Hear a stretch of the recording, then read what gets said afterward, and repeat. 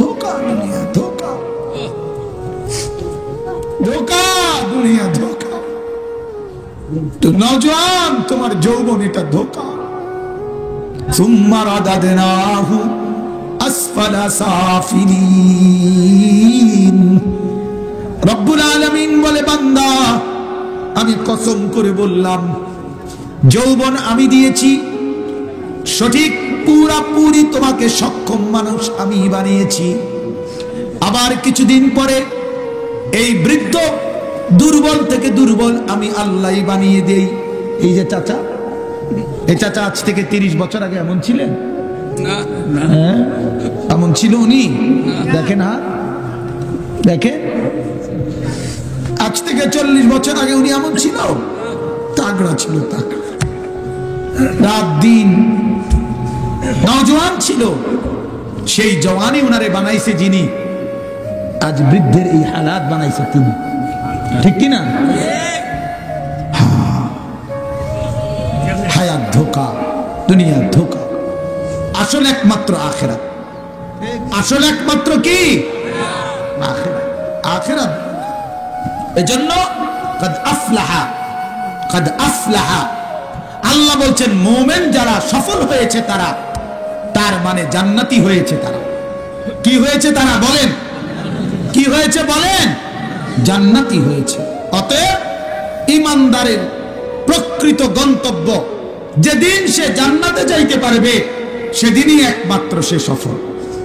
তাইলে কেউ মুরব্বী, নওজোয়ান মুরব্বী, পর্দার আড়ালের মা বোন, মুসলমানের পরিচয় দিয়া যদি জান্নাতে যাইতে না পারেন, ইমানদারের পরিচয় দিয়া বাড়ির পরিচয় দিয়েন না, দালানের পরিচয় দিয়েন না, ফুট বিদেশের গপ মাইরেন না, মাইয়া বিয়া দাওনের গপ মাইরেন না, সোফার গপ মাইরেন না, খাটের গপ মাইরেন না, টাইলসের গপ মাইরেন না।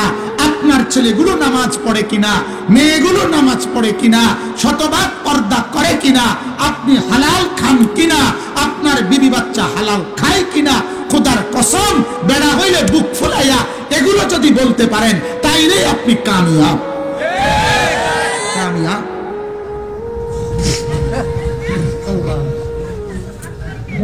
সেদিন আমি বলছিলাম আমার ভাবির জানাজার সামনে, আমার ভাবি নিজে মাদ্রাসায় পড়ুয়া আলেমা, আমার ভাবির স্বামী মাওলানা মাহবুবুর রহমান আলেম, আমার ভাবির বাপ মাওলানা সালে আহমদ বাংলাদেশের বড় মাপের আলেম, আমার ভাবির শ্বশুর মাওলানা আলী আশরাফ আমার বাবা আলেম, আমার ভাবির দেবর 4 জন, আমি একজন, আমরা সব মাদ্রাসায় পড়ুয়া আলেম। আমার ভাবির 4 ছেলে, 4 ছেলেই মাদ্রাসায় পড়ে, কোরআন পড়ে, তার চতুর্দিকে কোরআনের খাজানা, কোরআনের ভান্ডার, এবং তিনি মারা গেছেন শুক্রবার দিন। আমি বলি সে কামিয়াব। কামিয়াবি ঈমানের ভিত্তিতে দেখাও, কামিয়াবি কোরআনের ভিত্তিতে দেখাও, কামিয়াবি জিকিরের ভিত্তিতে দেখাও, কামিয়াবি সাজদার ভিত্তিতে দেখাও। মুসলমান বিড়ি খাও আবার কামিয়াব, চা দোকানে গপ মারো আবার কামিয়াব, নর্তকীর নাচ দেখো টেলিভিশনে আবার কামিয়াব, ছেলে একটাও নামাজ পড়ে না তুমি বুড়া কামিয়াব, তোমার ঘরে রঙিন টেলিভিশন চলে তুমি বুড়া কামিয়াব। ধোকা, ধোকা, ধোকা, বুড়া মিয়া ধোকা, পান খাওয়া ধোকা, বিড়ি খাওয়া ধোকা, গপ মারা ধোকা, চা খাওয়া ধোকা। ধোকার মধ্যে আছেন, লসে আছেন, লসে, লসে। কিসে আছেন? লসে, লসে। এবার আল্লাহ তাআলা বললেন, তাইলে যারা ঈমানওয়ালা তারা সফল, তার মানে তারা জান্নাতি। তাহলে মুমিনের সফলতা, মুমিনের কামিয়াবি কখন? জান্নাতি হবে যখন। বলেন বলেন, মুমিনের কামিয়াবি কখন? মুসলমানের কামিয়াবি কখন? তাহলে আমরা সফল হব কখন? আমরা সফল হব কখন? বলছেন নি সবাই? না বললে জুত করে বইয়া থাকেন, আপনার বুঝলেই আপনি বইয়া থাকেন, আমার কি করার আছে? কথা কর না কেন? আপনার কোহাল আপনি বোঝেন, আপনি না বললে আমার কি কর? বাকি আমরা পরিষ্কার আপনারে বুঝাইলাম। কামিয়াব তখন জান্নাতি হব যখন যখন মুমিনের কামিয়াবি তখন, মুমিন জান্নাতি হবে যখন।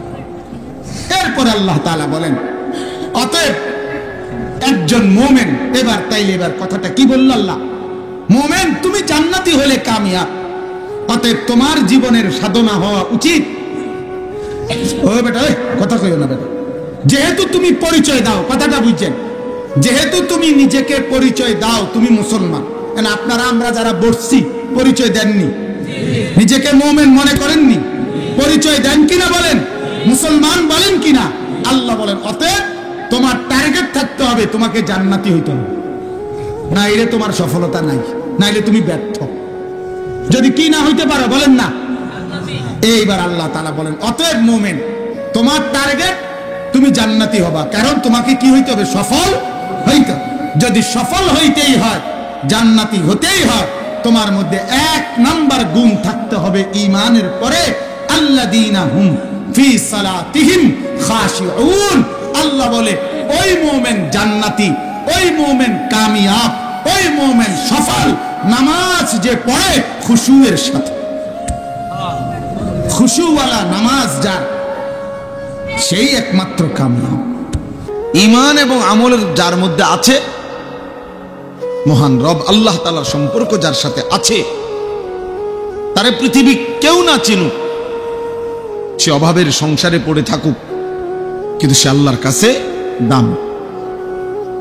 ঈমান এবং আমল নাই, সেজদা নাই, বন্দিগি নাই, মহান আল্লাহ পাকের সাথে যার সম্পর্ক নাই, খোদার কসম, সে যদি গোটা দুনিয়া 1000 পায়, পৃথিবীটাও যদি সে 100 বার পায়, তার 1 পয়সারও কোনো মূল্য নাই, আসলেই তার মূলত কিছুই নেই।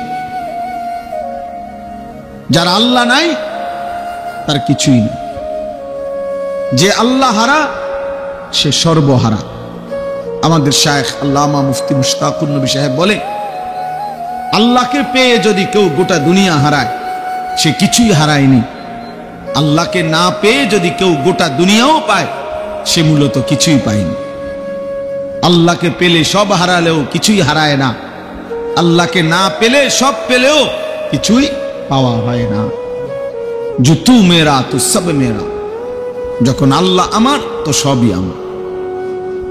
अगर एक तू नहीं मेरा तो कोई शई नहीं मेरी, যখন আল্লাহ একজন আমার নয় তো कोई शई नहीं मेरी, কোন জিনিসই আমার নয়। এজন্য দেখবেন আমি কিংবা আপনি, এই পৃথিবীতে প্রত্যেক পাপী পেরেশানিতে থাকে, প্রতিটা নাফরমান পেরেশানিতে আছে। প্রত্যেক মুমিন সিজদাওয়ালা আলহামদুলিল্লাহ সে অল্পের মধ্যেই তুষ্ট আছে, আরামসে জিন্দেগি কাটাইতেছে, আরামসে জিন্দেগি। আল্লাহ তাআলা তার দিল সুকুন প্রশান্ত করে রাখছে। এজন্য ইনশাআল্লাহ প্রথম কথা হলো এই যে আমরা আমাদের এই ইসলাহি মজলিস ইনশাআল্লাহ আমরা চেষ্টা করব চালু রাখার। বলেন ইনশাআল্লাহ।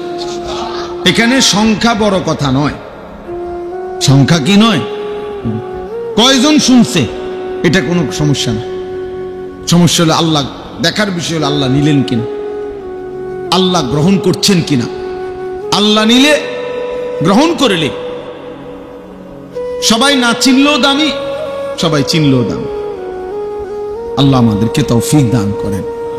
কোরআনুল কারীমের মধ্যে সূরা ইয়াসিনের মধ্যে আছে, পূর্ববর্তী জামানায় একটি এলাকায় আল্লাহ তাআলা 3 জন রাসূল পাঠিয়েছেন। এক এলাকায় 3 জন রাসূল, এই 3 জন রাসূল দিবানিশি মানুষকে আল্লাহর দিকে ডাকছেন। বিনিময়ে 3 জন রাসূলের দিবানিশি কালেমার দাওয়াতের বিনিময়ে পুরাটা সময়ে উনাদের সব মিলাইয়া উনাদের হাতে ইমানদার হইছেন কেবল একজন। হ্যাঁ, সে একজন লোক, ওয়াজা মিন আকসাল মাদিনাতি রাজুলুন, এই রাজুলুন একজন লোক মাত্র ইমানদার হইছে। তাইলে বোঝা গেল এখানে সংখ্যায় কোনো সফলতা বা ব্যর্থতা না, সফলতা কিংবা ব্যর্থতা আল্লাহ গ্রহণ করার মধ্যে, জাহান্নাম থেকে মুক্তি পাওয়ার মধ্যে। এজন্য কোরআনুল কারীমের মধ্যে লিখছে আল্লাহ তাআলা বলছেন, কুল্লু নাফসিন যায়িকাতুল মাউত, সবাইকেই মৃত্যুর স্বাদ গ্রহণ করতে হবে। আমার শায়েখ বলেন, আল্লামা মুফতি মুশতাকুন নবী সাহেব হুজুর বলেন যে এটা কোনো লজ্জার কিছুও না, আশ্চর্য কিছুও না, এটা খুব আলোচ্য কোনো মূল কথা না। মানে সবাইকেই মরতে হবে, এটা কোনো অবাক করা কোনো কথাও না, আশ্চর্য কোনো কথাও না, বরং মৃত্যু মানুষ প্রতিনিয়ত চোখের সামনে দেখতেছে। মানুষ বলেন, জীব বলেন, জন্তু বলেন, মৃত্যু যে হচ্ছে বা মৃত্যু যে হবে এটা মানুষের চোখে একেবারে স্পষ্ট। মানুষ প্রতিনিয়ত এটা দেখে। এটা হিন্দু, বৌদ্ধ, ইহুদি, খ্রিস্টান, নাস্তিক, মুরতাদ, যে আল্লাহরে মানে না সেও মৃত্যুকে মানে। সে যদিও কাকে মানে না, আল্লাহকে মানে না, কিন্তু মরে যাবে একদিন, নিঃশ্বাস চলে যাবে, এটা সে বোঝে। তাহলে মৃত্যু মানে মৃত্যুর স্বাদ গ্রহণ করতে হবে, এই কথা বুঝাই মূল যথেষ্ট না। মূল বিষয় হলো এর পরের কথাগুলো। কোরআন শরীফের ওই আয়াতে আরো কিছু কথা আছে, এখানে কথা শেষ হয় নাই। আল্লাহ আমাদের দেশের অনেক নেতা, অনেক বিভিন্ন ব্যক্তি কোনো মানুষের জানাজার আগে এই 1 মিনিট 2 মিনিট বক্তৃতা দেয়। এই বক্তৃতার মধ্যে অধিকাংশই এই কথায় দূরে শুধু কয়, কুল্লু নাফসিন যায়িকাতুল মাউত, সবাইকে মৃত্যুবরণ করতে হবে। আরে ভাইয়া, এর পরের কথা কও না, এরপরে তো আর কত কথা আছে। এই আয়াত এখানে শেষ হয় নাই, আল্লাহ পাক এখানে কথা শেষ করে নাই, এরপরে আরো আছে কথা। সেই কথাগুলো কি? সেই কথাগুলো হলো মূল বক্তব্য। আল্লাহ বুঝাইতে চাচ্ছে প্রতিটা প্রাণ মৃত্যুর স্বাদ গ্রহণ করতে হবে বান্দা, এটা তো স্বাভাবিক।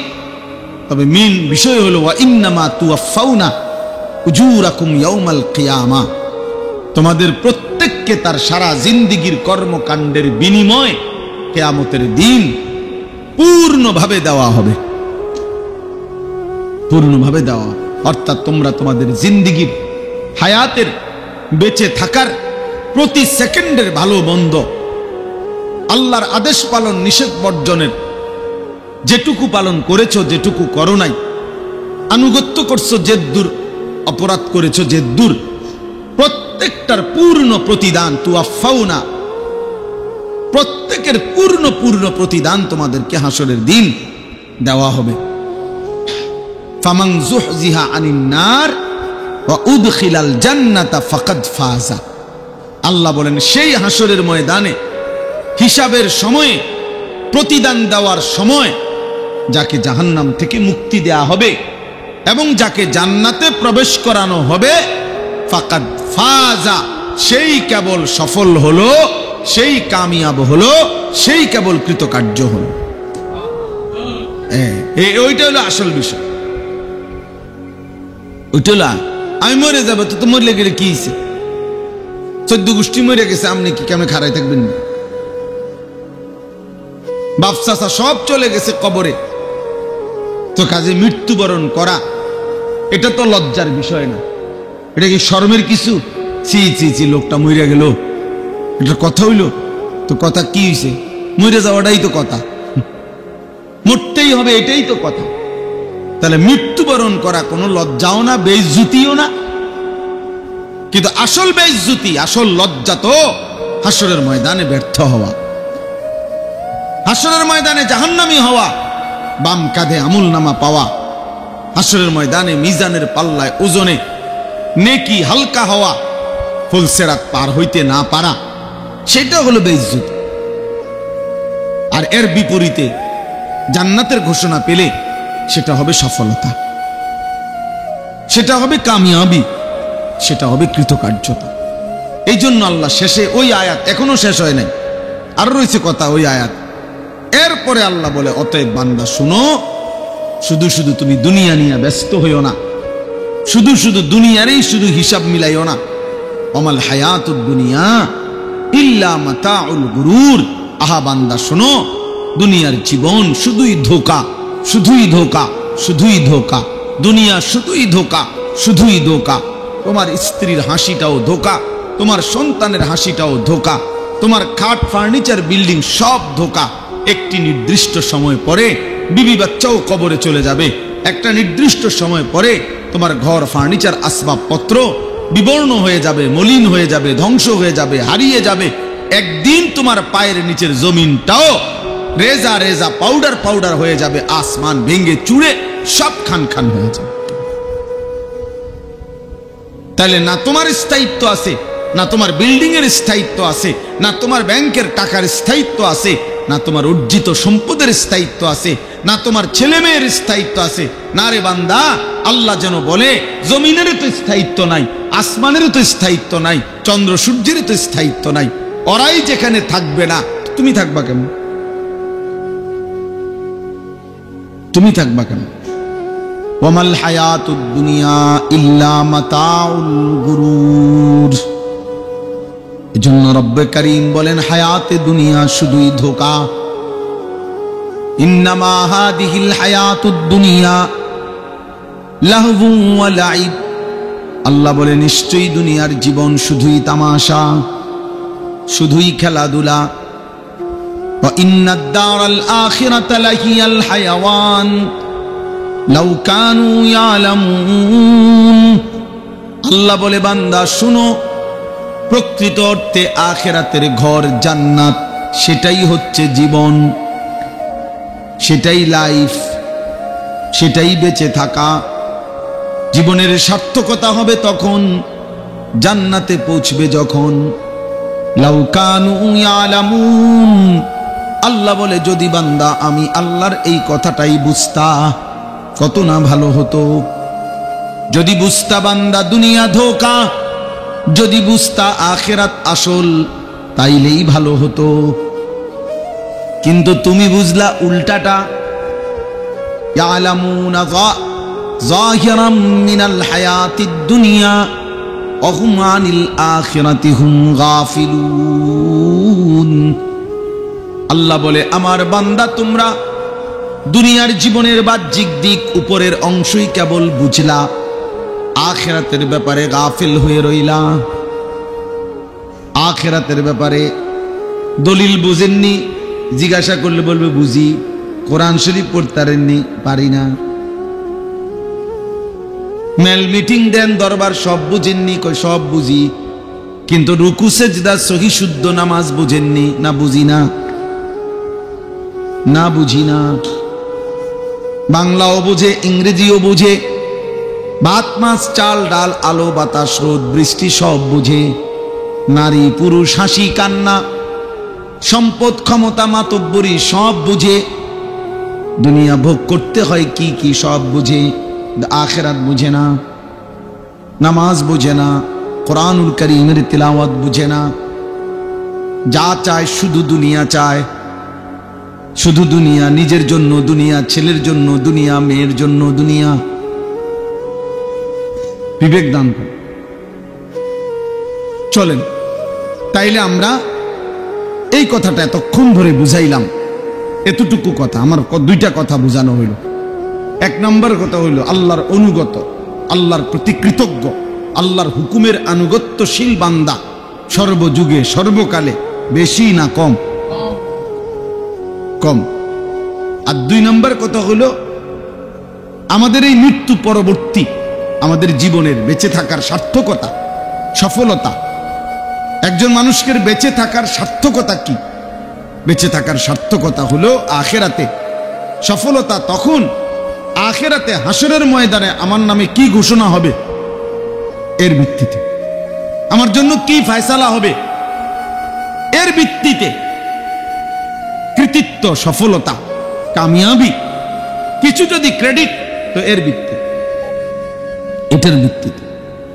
নাই তো দুনিয়াবি কোনো পদ পদবি ক্ষমতা, দুনিয়ার কোনো সুখ আনন্দ কিংবা দুঃখ কিংবা বেদনা, দুনিয়ার অনেক কিছু, দুনিয়ার কিছুই নাই, কোনোটাই স্থায়ী না, কোনোটাই কোনো আপনার মূল বিষয় না, কারণ এখানের সুখও থাকবে না, এখানের দুঃখও থাকবে না। এখানে সুস্থ রোগী লোক, সুস্থ লোক সেও মরে যাবে, এখানে অসুস্থ রোগীও মরে যাবে।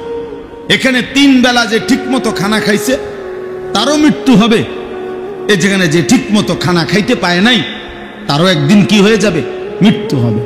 এখানে রাজপ্রাসাদে যে ছিল তারও মরণ হবে, এখানে জীর্ণ কুঠির কুড়ে ঘরে যে ছিল তারও কি হবে, মরণ হবে।